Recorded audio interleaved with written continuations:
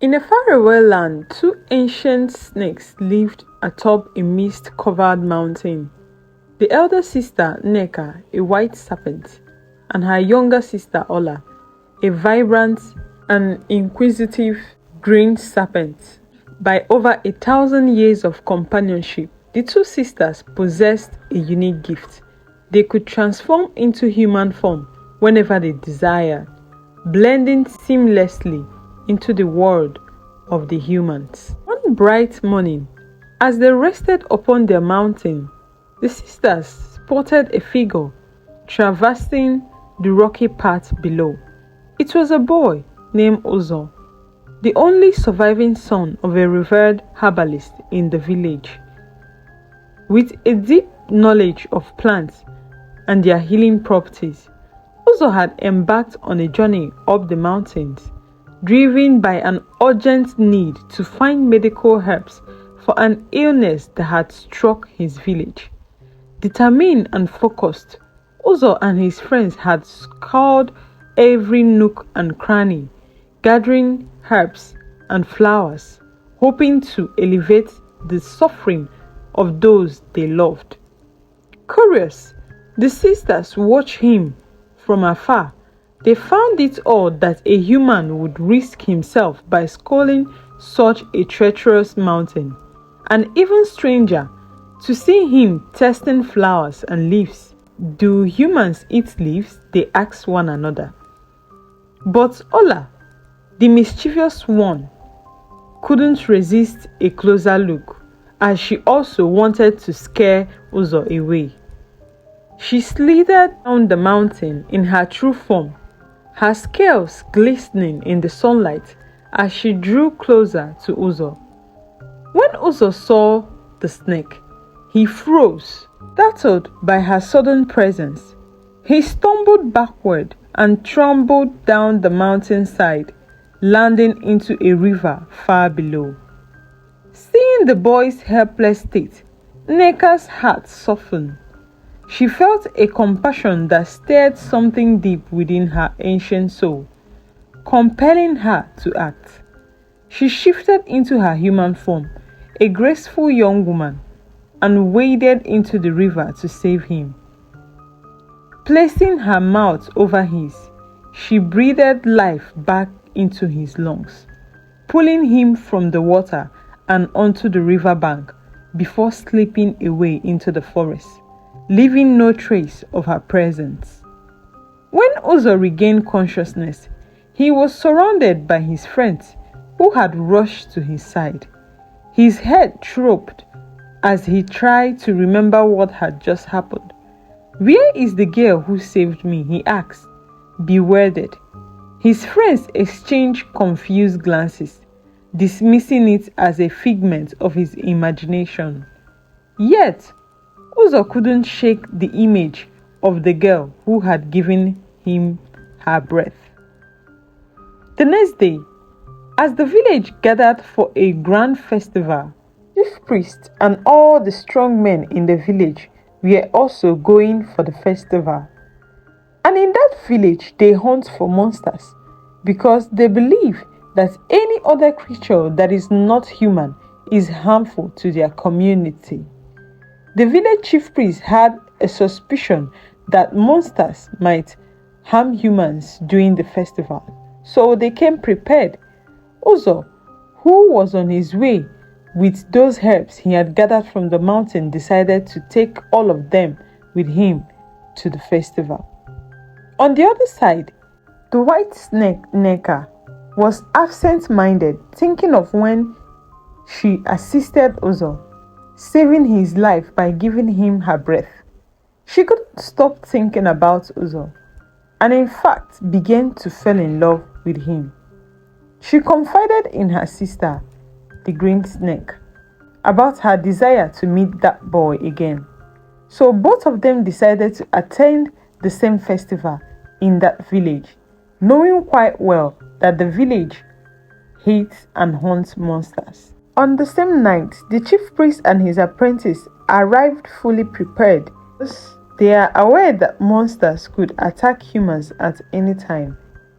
At the festival, the green snake, Ola, who is now in pure human form, meets one of the chief priest's apprentice, Enkay. Because the green snake liked him and wanted to befriend him, she approaches him at the festival.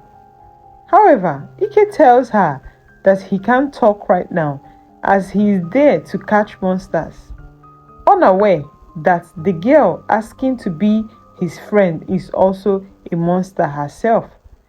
The green snake then spotted Uzo and goes to him.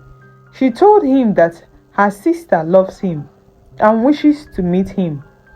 Uzo, not knowing about her sister, declines to meet her. In disappointment, the green snake falls into the river. To help her sister, she pushed the boat towards Nneka, the white snake. Upon reaching Nneka, she confessed her love for Uzo, but Uzo expresses, "But I love someone else. I don't know who she is, but she saved my life by giving me her own breath." Hearing this, Nneka realized he's talking about her. He loves her the way she does. To reassure him that she is the girl he loves, the one who had saved his life, Nneka took him back into the river. Now, Uzo is also aware that she is the girl who had saved him inside the river that fateful day. Meanwhile, the apprentice of the chief priest discovered some monsters. He bravely fought with those monsters. During the battle, one of the monsters injured the chief priest's apprentice, prompting him to call for the chief priest's assistance. The chief priest arrived and confronted the monsters, transporting them back into hell and burning them to death. The next day, Nneka goes to Uzo's house, bringing great joy to him. They began living together and eventually got married as husband and wife. However, on the festival day, the monsters had beaten one of the apprentices, Enkay, leading to him transforming into a monster. He becomes deeply upset by the situation, feeling exhausted with his life, fearing that he might pose as danger to humans if he turns into a monster fully. He contemplated suicide and heads towards the deserted place. As he prepares to take his life, the green snake Ola arrived and questioned why he is considering such an act, persuading him to reconsider. In response, he explained that he fears turning into a monster and might become a threat to humans, prompting his desire to end his own life. Upon hearing this, the green snake reveals her true nature by showing her snake tongue. She reassured him that not to worry, revealing that she is also a monster and understands his concern. Later, the chief priest goes to the village and discovers numerous victims of the monster in a critical state. Uzo diligently prepares herbs to help save their lives. Nneka, however, is aware that the monsters pose a serious threat to them. They are powerful and dangerous. Recognizing that herbs alone may not be enough to cure them, so Nneka puts her breath into those medicines to help her husband Uzo and save the lives of those people. Nneka had a rat, which was her friend. The rat tells Nneka, "What are you doing, Nneka?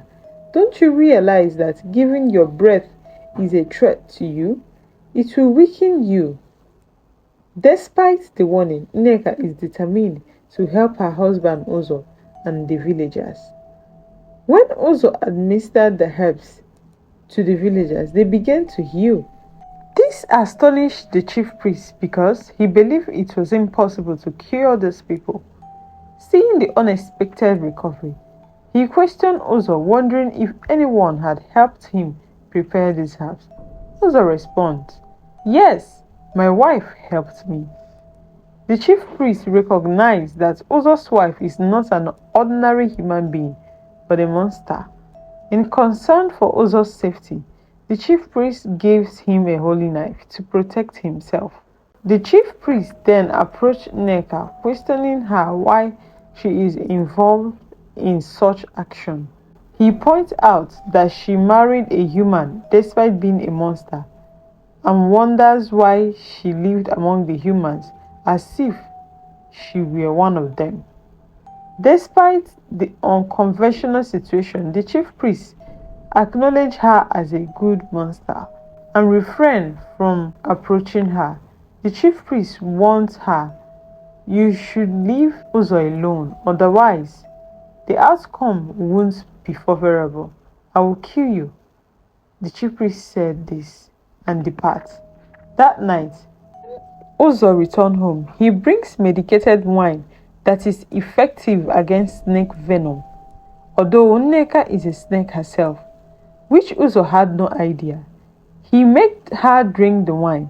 After drinking it, Nneka started feeling some strange way, and her condition worsened. She locked herself inside the room. Concerned, Uzo, her husband, asked her why she's behaving this way or if she's upset with him. Unfortunately, Nneka cannot control herself and transformed back into a snake. The chief priest sensed it. To apprehend her, he arrives at Uzo's house. The fight broke out with Uzo and the chief priest fighting the white snake Nneka, and in the process, Uzo accidentally stabbed Nneka with the holy knife given to him by the chief priest, unaware that Nneka, the white snake, is actually his wife. Injured by the holy knife, Nneka ran. She goes to her sister, the green snake, but she can no longer transform into human form. The injury ensures she will remain a snake forever. Concerned, Uzo inquired about his wife from the chief priest, who then revealed, "In fact, this white snake was your wife. You married a 1,000-year-old snake." Shocked after learning the truth, he was devastated. Later, Uzo is informed by Nneka's rat about a herb that can save her life. However, obtaining the herb is risky and very dangerous because monsters has taken over that place of the mountain where the herbs grows in a lonely cave. Despite the risk, Uzo ventured into the cave to find the herb. While searching for the herb, Uzo is confronted by monsters, but the chief priest's companion intervenes to save him. The rat manages to retrieve the herb and gives it to Nneka, saving her life. With the herb's effect, Nneka can now take the form of human. The herb worked, and slowly Nneka returned to her human form, though her heart now bore the scars of betrayal and mistrust. Determined to shield her beloved, Nneka confronted the chief priest, who had long wished to sever the bond between them. She becomes aware of the chief priest's intention to separate her from Uzo. In response, she retaliates and attacks them. She understands their motive and is determined to protect her relationship with Uzo. Nneka takes Uzo to a certain place, concerned about his well-being, but he has lost his memory, unable to recall anything, including his wife Nneka. The chief priest had given him a potion to drink, which erased his memory. Nneka confronted the chief priest, asking what he had done to her husband, who has forgotten about her. Fortunately, Uzo's memory quickly returns as a fight broke out between the chief priest and Nneka. His memory gradually returned as he began to regain normalcy. However, as Nneka is a monster, the chief priest, using his powers, constructed an ancient house and imprisoned her within the walls, condemning her to spend eternity in its confines, unable to leave. As the years passed, Uzo remained outside the house, a silent sentinel, bound by love and loss.